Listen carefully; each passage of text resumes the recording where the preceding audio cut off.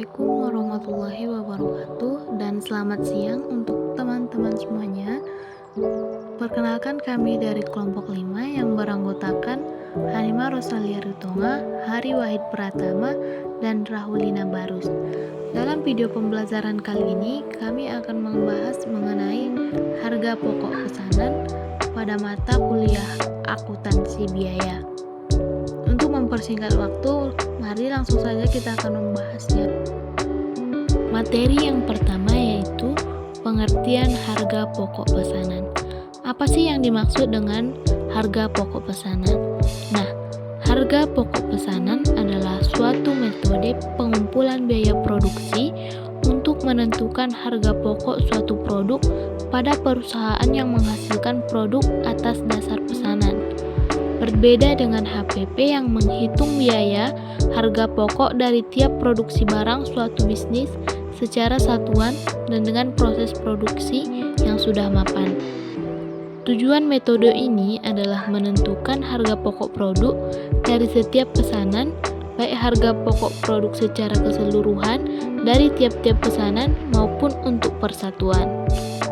Dalam metode ini, biaya-biaya produksi dikumpulkan untuk pesanan tertentu dan harga pokok produksi persatuan dihitung dengan cara membagi total biaya operasi untuk pesanan tersebut dengan jumlah satuan produk dalam pesanan yang bersangkutan. Adapun rumusnya dapat dihitung yaitu dengan harga pokok pesanan sama dengan biaya operasi dibagi dengan jumlah pesanan. Materi selanjutnya yaitu mengenai sistem harga pokok pesanan. Sistem harga pokok pesanan umumnya digunakan oleh entitas yang produksinya berdasarkan pesanan dan barang sesuai dengan keinginan pemesan. Produksi bertujuan untuk memenuhi pesanan pelanggan, bukan untuk memenuhi persediaan di gudang. Contoh entitas yang menerapkan sistem harga pokok pesanan adalah kantor konsultan hukum, percetakan, mebel, konstruksi bangunan, dan lain sebagainya. Pada entitas percetakan misalnya, pelanggan dapat memesan kartu undangan pernikahan sesuai dengan spesifikasi yang diinginkan, sehingga harga pokok per unit kemungkinan akan berbeda untuk tiap pesanan. Dalam sistem ini, biaya yang terjadi selama proses produksi, yaitu biaya bahan baku langsung, biaya tenaga kerja langsung, dan BOP dibebankan dalam akun persediaan produk dalam proses. Ketika proses produksi telah selesai, biaya dalam persediaan barang dalam proses tersebut dipindahkan ke akun persediaan produk jadi. Proses pemindahan dilakukan dengan mendebit persediaan produk jadi dan mengkredit persediaan produk dalam proses. Produk yang sudah terjual, biaya produk yang dibebankan ke akun beban pokok penjualan. Selanjutnya yaitu karakteristik sistem harga pokok pesanan. Adapun karakteristik sistem harga pokok pesanan yaitu yang pertama, kegiatan produksi dilakukan berdasarkan pesanan, sehingga bentuk barang atau produk bergantung dengan spesifikasi pesanan. Proses produksinya terputus-putus dan didasarkan dengan ada tidaknya pesanan. Tujuan produksi untuk memenuhi pesanan dan bukan untuk memenuhi persediaan di gudang. Yang kedua, spesifikasi dan bentuk produk bergantung pemesanan dan pesanan yang selesai dikerjakan langsung diserahkan. Spesifikasi pesanan yang satu kemungkinan berbeda dengan pesanan lainnya. Yang ketiga, terdapat kartu biaya pesanan yang digunakan untuk membuat masing-masing pesanan.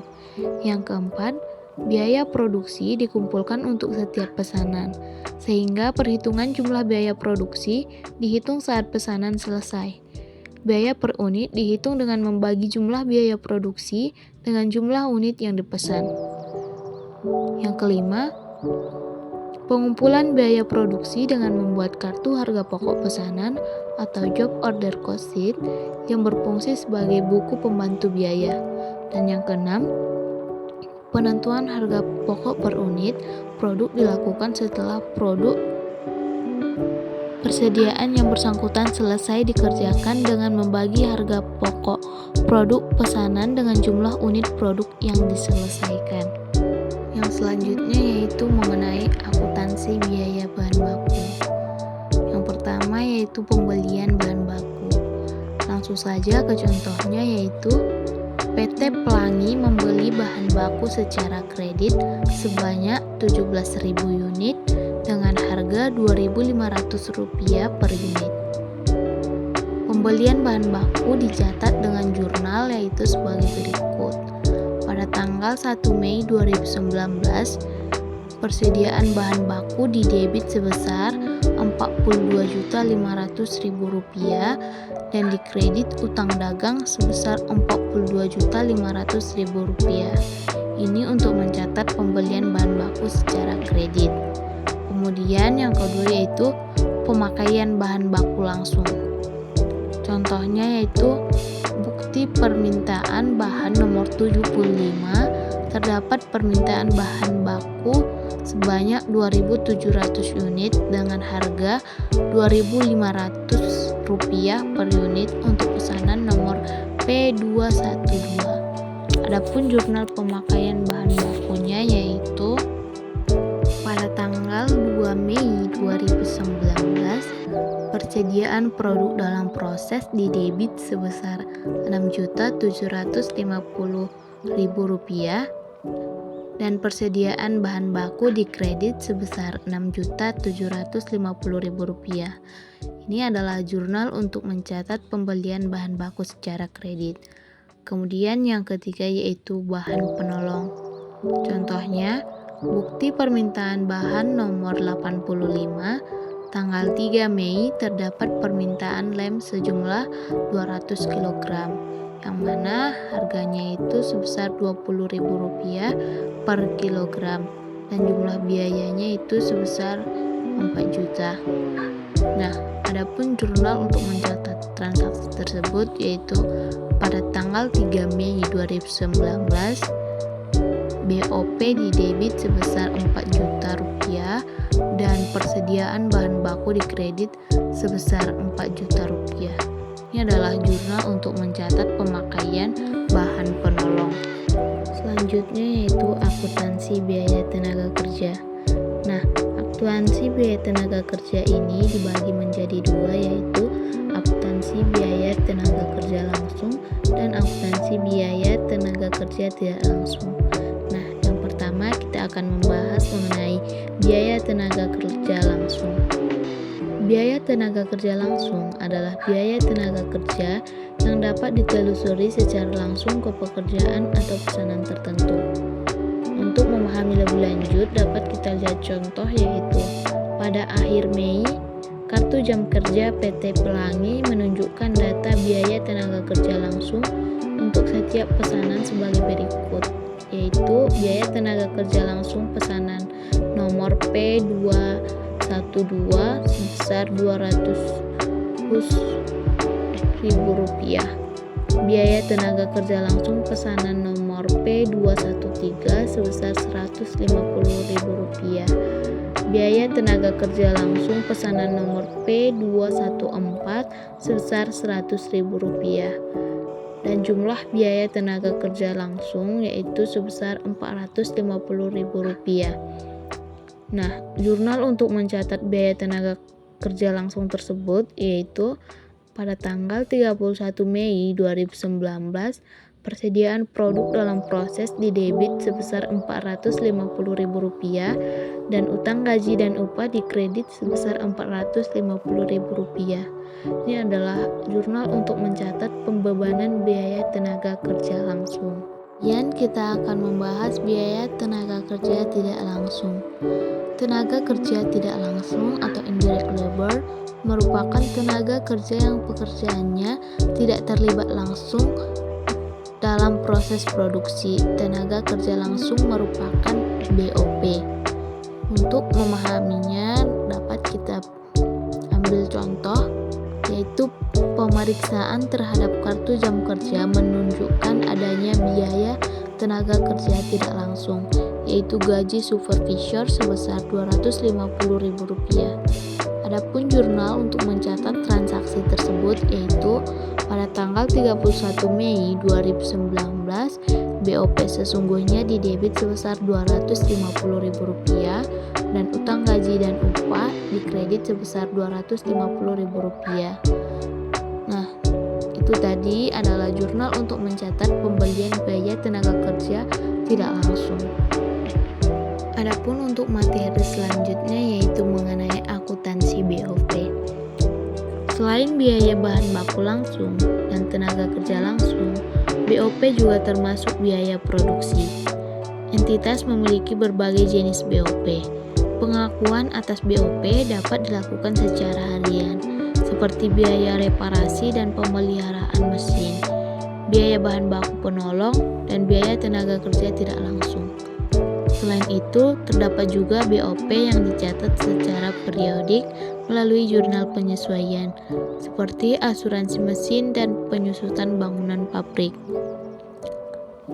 Nah, kita mengambil contoh yaitu pada PT Pelangi selama bulan Mei 2020 mengeluarkan BOP sebagai berikut, yaitu biaya tenaga listrik dan air sebesar Rp1.250.000, biaya gedung dan pabrik sebesar Rp3.000.000, biaya asuransi pabrik sebesar Rp750.000, dan biaya penyusutan mesin pabrik sebesar Rp2.000.000.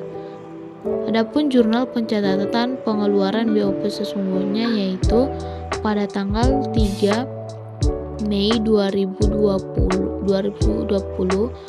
BOP sesungguhnya didebit sebesar 7 juta, biaya listrik dan air dikredit sebesar Rp1.250.000, biaya sewa gedung pabrik dikredit sebesar Rp3 juta, biaya asuransi pabrik dikredit sebesar Rp750.000, dan biaya penyusutan mesin pabrik dikredit sebesar Rp2 juta.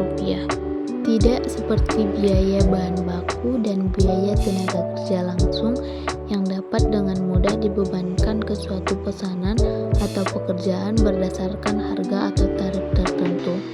BOP dibebankan ke pekerjaan berdasarkan tarif overhead ditentukan di muka, bukan berdasarkan BOP yang sesungguhnya. Dasar penggunaan tarif di muka karena overhead pabrik berkaitan erat dengan aktivitas produksi secara menyeluruh dan BOP dapat diketahui pada akhir periode.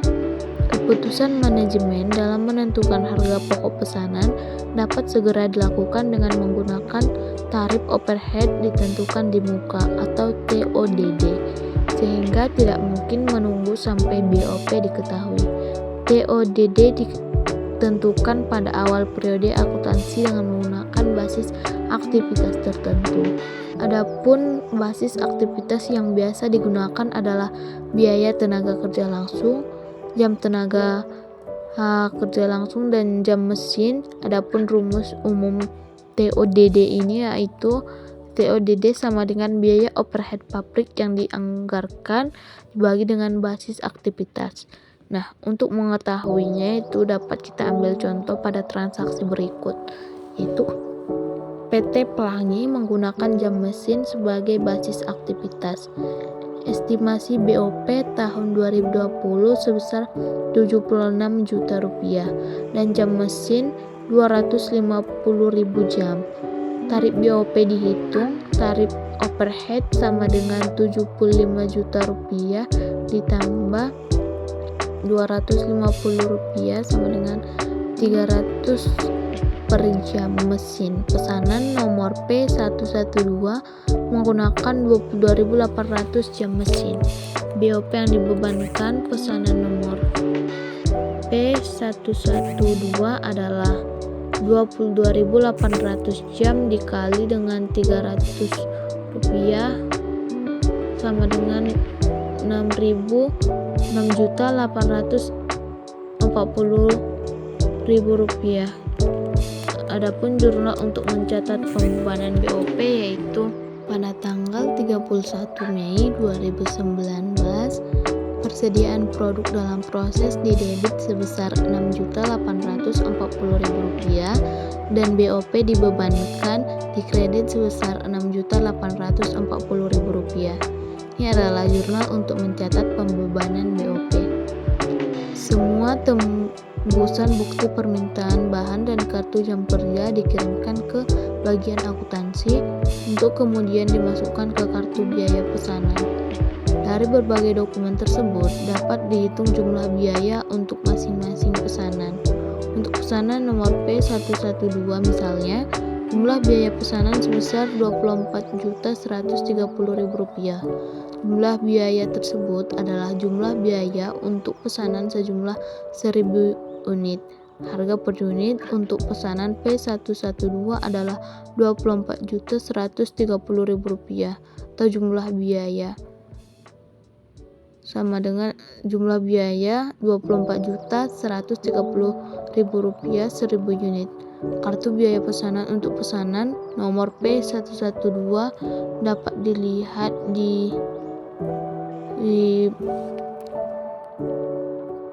kartu biaya pesanan yang berikut ini.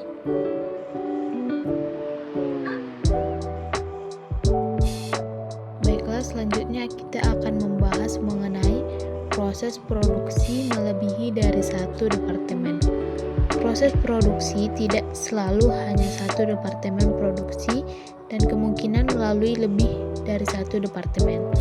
Hal-hal yang perlu diperhatikan dalam proses produksi yang lebih dari satu departemen yaitu yang pertama, biaya produksi dari laporan harga pokok dinyatakan atau disajikan per departemen. Yang kedua, tarif BOP dilakukan untuk dibuat per departemen. Yang ketiga, pengelompokan rekening biaya-biaya produksi juga didasarkan per departemen. Dan yang keempat yaitu barang jadi pada departemen 1 akan menjadi bahan baku untuk departemen 2. Untuk memberikan gambaran aplikasi sistem harga pokok pesanan dalam hal proses produksi berlangsung pada lebih dari satu departemen produksi. Nah, sebagai contohnya yaitu Diki HPS merupakan entitas mebel yang mengolah produksi melalui dua departemen, yaitu Departemen A dan Departemen D. Pada bulan Maret 2019 mendapat pesanan dari SMK Bali yaitu sebanyak 100 unit kursi dengan harga Rp245.000 dan SMA Pamekasan sebanyak 45 unit kursi dengan harga Rp250.000. Pesanan tersebut diberi kode A1 dan B1 dan semua pesanan tersebut dapat terselesaikan informasi biaya untuk penyelesaian pesanan tersebut sebagai berikut. Nah, berdasarkan informasi tersebut, maka pencatatan yang diperlukan yaitu yang pertama, mencatat pemakaian bahan. Nah, untuk pencatatannya yaitu pada tanggal 31 Mei 2019, persediaan produk dalam proses atau Departemen A didebit sebesar Rp7.500.000 dan persediaan produk dalam proses atau Departemen B didebit sebesar Rp3.500.000 dan persediaan bahan baku dikredit sebesar Rp11 juta. Kemudian yang kedua yaitu untuk mencatat pembebanan gaji dan upah. Maka adapun jurnalnya yaitu pada tanggal 31 Mei 2019 persediaan produk dalam proses atau Departemen A didebit sebesar Rp5.750.000 dan persediaan produk dalam proses atau Departemen B yaitu sebesar Rp2.750.000 didebit dan biaya gaji dikredit sebesar Rp8.500.000. Kemudian yang ketiga yaitu mencatat biaya overhead pabrik yang dibebankan.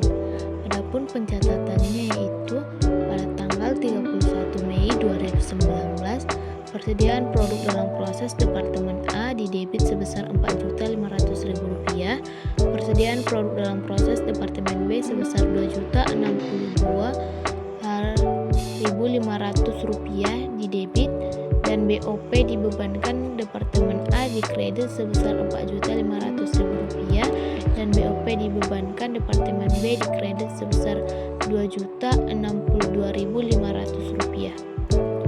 Kemudian yang keempat yaitu mencatat BOP sesungguhnya. Adapun pencatatannya yaitu pada tanggal 31 Mei di 2019 BOP sesungguhnya Departemen A di debit sebesar 4 juta rupiah, BOP sesungguhnya Departemen B di debit sebesar 2 juta rupiah. Dan biaya listrik dan air dikredit sebesar Rp1.700.000, biaya sewa gedung pabrik dikredit sebesar Rp450.000, biaya asuransi dikredit sebesar Rp350.000, dan biaya depresiasi mesin dikredit sebesar Rp3.500.000. Berdasarkan jurnal yang telah dijelaskan tadi, adapun rincian BOP sesungguhnya yaitu pertama, biaya listrik dan air Departemen A sebesar Rp1.150.000, Departemen B Rp550.000, maka jumlahnya yaitu Rp1.700.000. Kemudian biaya sewa gedung pabriknya yaitu Departemen A tidak ada, sedangkan Departemen B yaitu sebesar Rp450.000, maka jumlahnya yaitu sebesar Rp450.000. Kemudian biaya asuransinya itu di Departemen A sebesar Rp350.000, sedangkan di Departemen B tidak ada biaya asuransi, maka jumlahnya yaitu sebesar Rp350.000. Dan biaya depresiasi mesin Departemen A sebesar Rp2.500.000, Departemen B sebesar Rp1.000.000, maka jumlahnya yaitu Rp3.500.000. Adapun dari jumlah semua dari Departemen A yaitu sebesar 4 juta, sedangkan Departemen B sebesar 2 juta, dan jumlah keseluruhannya yaitu 6 juta. Adapun pencatatan transfer produk jadi Departemen A ke Departemen B yaitu pada tanggal 31 Mei 2019, persediaan produk jadi Departemen A di debit sebesar Rp17.750.000 dan persediaan produk dalam proses kredit sebesar Rp17.750.000. Kemudian yang keenam yaitu mencatat produk jadi Departemen B. Adapun pencatatannya yaitu pada tanggal 31 Mei 2019, persediaan produk jadi di debit sebesar Rp26.062.500, persediaan produk jadi Departemen A di kredit sebesar Rp17.750.000, dan persediaan produk dalam proses Departemen B sebesar Rp8.312.500. Nah, dari pencatatan tersebut, maka dapat dibuat kartu biaya pesanan, yaitu pada nomor pesanan A1 dengan konsumen SMK Bali, produknya itu kursi, unit yang dipesannya itu 100, maka Departemen A-nya itu bahan bakunya itu berjumlah 5 juta rupiah, sedangkan tenaga kerjanya itu 3 juta rupiah, dan BOP dibebankan sebesar 3 juta rupiah. Sedangkan untuk Departemen B, bahan bakunya yaitu Rp2.750.000, tenaga kerjanya itu Rp2.250.000, dan BOP dibebankan yaitu Rp1.687.500. Maka jumlah dari bahan baku Departemen A dan Departemen B yaitu sebesar Rp7.750.000, dan jumlah dari tenaga kerja Departemen A dan Departemen B yaitu sebesar Rp5.250.000, dan jumlah dari BOP dibebankan Departemen A dan BOP dibebankan Departemen B yaitu sebesar Rp4.687.500. Adapun jenis biaya yang dikeluarkannya itu biaya bahan baku sebesar Rp7.750.000, biaya tenaga kerja langsung sebesar Rp5.250.000, dan biaya overhead pabrik sebesar Rp4.687.500. Maka jumlah seluruh biaya yaitu sebesar Rp17.687.500. Maka untuk mencari biaya per unitnya yaitu Rp17.687.500 ini dibagi dengan 100, maka didapat hasilnya yaitu biaya per unit sebesar Rp176.875. Sedangkan kartu biaya pesanan untuk nomor pesanan B1 dengan konsumen SMK Pameksan dengan produk kursinya itu sebanyak 45. Departemen A bahan bakunya itu berjumlah Rp2.500.000, Sedangkan di Departemen B sebesar Rp750.000 dan biaya tenaga kerja di Departemen A sebesar Rp2.750.000, sedangkan di Departemen B sebesar Rp500.000 dan BOP dibebankan di Departemen A sebesar Rp1.500.000, sedangkan di Departemen B yaitu sebesar Rp375.000. Maka adapun jenis biaya yang dikeluarkan yaitu biaya bahan baku sebesar Rp3.250.000, biaya tenaga kerja langsung sebesar Rp3.250.000 dan biaya overhead pabrik yaitu sebesar Rp1.875.000. Maka jumlah keseluruhan biaya yang dikeluarkan yaitu sebesar Rp8.375.000. Untuk mencari biaya per unitnya itu dapat kita mencari dengan membagikan jumlah biaya keseluruhan yaitu Rp8.375.000 dibagi dengan 45 yaitu jumlah unit pesanan. Maka didapat hasil biaya per unitnya yaitu sebesar Rp186.111. Nah, yang selanjutnya yaitu mencatat penyerahan pesanan. Nah, pada tanggal 31 Mei 2019 itu pada posisi debit yaitu adalah kas sebesar Rp35.750.000 dan penjualan sebesar Rp35.750.000 dan selanjutnya itu beban pokok penjualan sebesar Rp26.062.500 dan persediaan produk jadi sebesar Rp26.062.500 di kredit. Nah, untuk topik selanjutnya yaitu akuntansi sisa bahan, produk rusak, dan produk cacat. Nah, yang pertama yaitu sisa bahan. Sisa bahan merupakan sisa bahan yang terjadi akibat proses produksi yang dilakukan. Bahan baku sisa terdiri dari sisa. Yang pertama itu sisa atau potongan-potongan yang tertinggal setelah bahan baku diproses. Yang kedua yaitu bahan baku cacat yang tidak dapat digunakan maupun dikembalikan ke pemasok. Dan yang ketiga itu bagian-bagian yang rusak akibat kecerobohan karyawan ataupun kegagalan mesin. Nah, yang kedua yaitu akuntansi sisa bahan laku dijual. Nah, perlakuan penjualan sisa bahan dilakukan berdasarkan atas dua hal, yaitu yang pertama apakah bahan tersebut dimasukkan atau tidak dimasukkan dalam anggaran penentuan tarif BOP. Sedangkan yang kedua yaitu jumlah yang diperoleh dari penjualan bahan baku. Sisa dapat dipertanggungjawabkan dengan berbagai cara selama alternatif yang dipilih digunakan secara konsisten di setiap periodenya. Pencatatan hasil penjualan sisa bahan baku laku dijual sebagai berikut.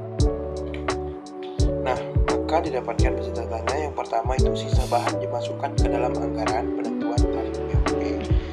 Nah, pada tanggal 31 Mei 2019 pada posisi debit itu dicatat kas sebesar Rp1.000.000 dan BOP sesungguhnya itu Rp1.000.000 pada posisi kredit.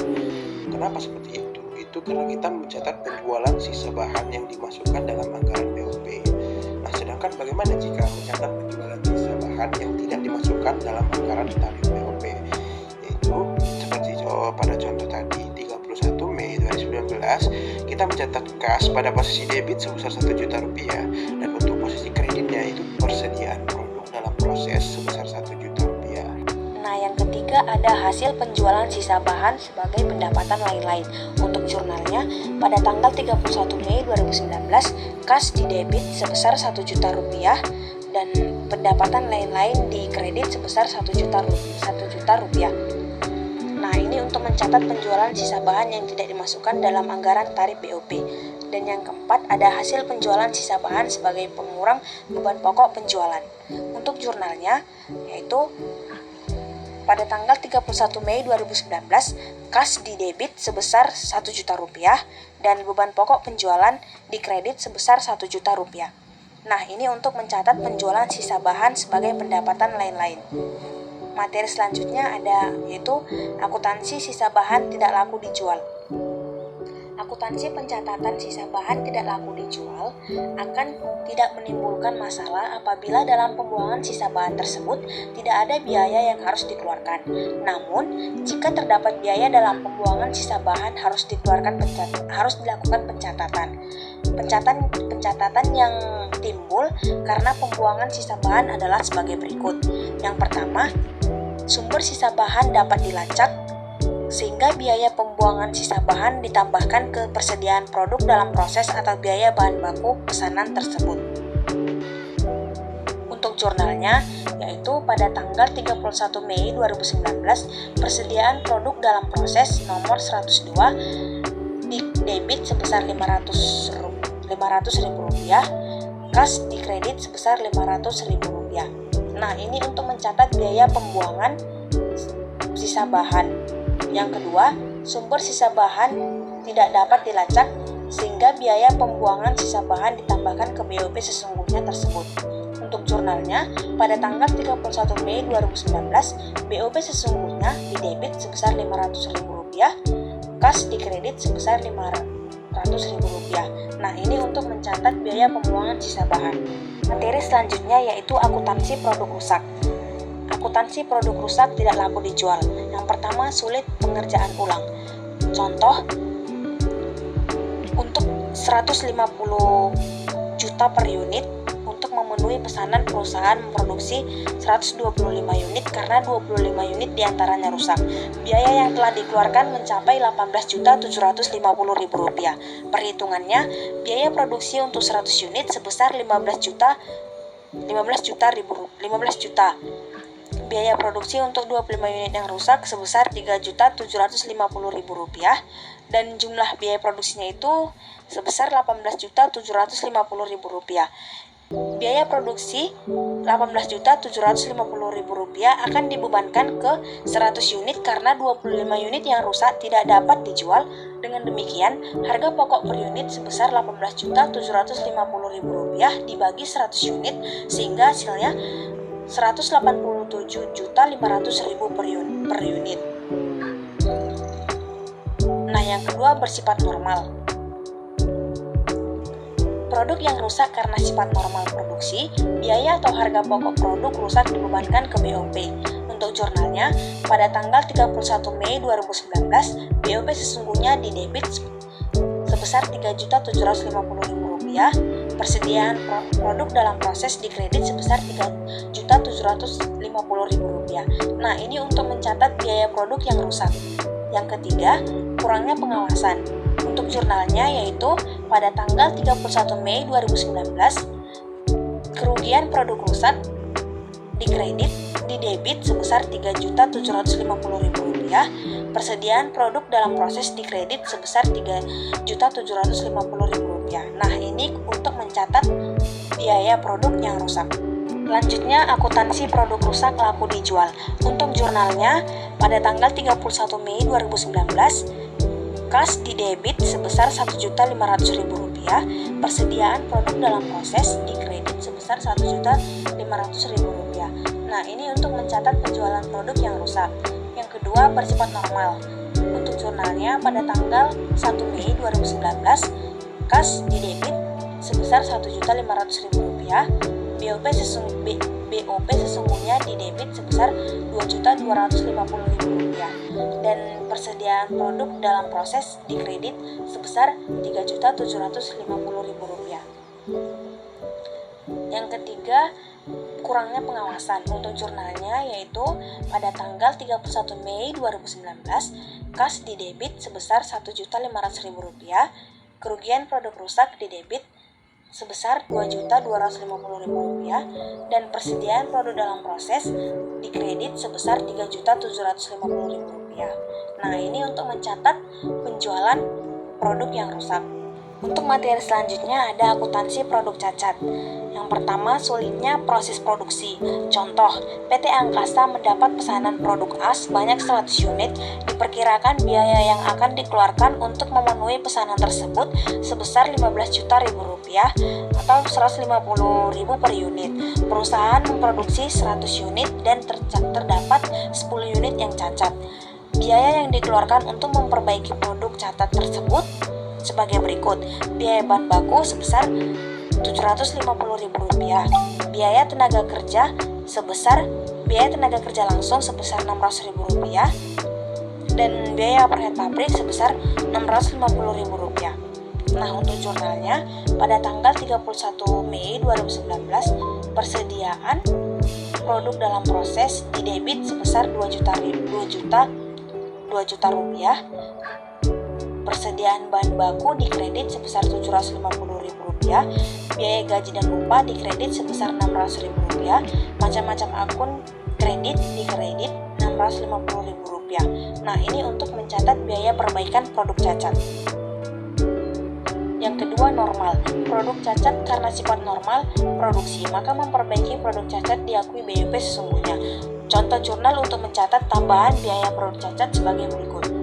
Pada tanggal 31 Mei 2019, BOP sesungguhnya didebit sebesar Rp2 juta, persediaan bahan baku dikredit sebesar Rp750.000, biaya gaji dan upah dikredit sebesar Rp600.000, macam-macam akun kredit dikredit sebesar Rp650.000.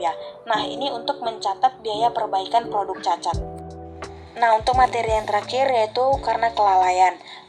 Jurnalnya pada tanggal 31 Mei 2019, kerugian produk cacat didebit sebesar Rp2 juta, persediaan bahan baku dikredit sebesar Rp750.000, biaya gaji dan upah dikredit sebesar Rp600.000, macam-macam akun dikredit sebesar Rp650.000.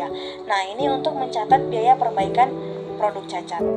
Berdasarkan pemaparan materi yang telah kami jelaskan tadi mengenai sistem harga pokok pesanan, maka dapat disimpulkan bahwa sistem harga pokok produk penting untuk manajemen dalam pengambilan keputusan, terutama terkait dengan penentuan biaya per unit. Informasi biaya per unit dapat digunakan untuk berbagai pengambilan keputusan, antara lain keputusan penentuan harga jual dan keputusan terkait penganggaran. Informasi biaya juga dapat untuk merumuskan strategi, keputusan tentang harga jual, dan pengendalian biaya. Sistem harga pokok produk mengumpulkan biaya yang terjadi dalam proses produksi, kemudian membebankan biaya tersebut ke produk akhir. Keakuratan penentuan harga pokok produk per unit dipengaruhi jenis proses produksinya. Perhitungan biaya pesanan merupakan salah satu cara mengakumulasi biaya yang tepat digunakan oleh entitas dengan produksi terputus-putus. Selain itu, sistem harga pokok pesanan digunakan oleh entitas yang membuat produk berdasarkan spesifikasi pemesanan. Metode harga pokok pesanan adalah suatu metode pengumpulan biaya produksi untuk menentukan harga pokok produk pada entitas yang menghasilkan produk atas dasar pesanan. Tujuan metode ini adalah menentukan harga pokok produk dari setiap pesanan, baik harga pokok secara keseluruhan dari tiap-tiap pesanan maupun untuk persatuan. Mungkin cukup sekian yang dapat kami sampaikan. Apabila ada kesalahan kata dalam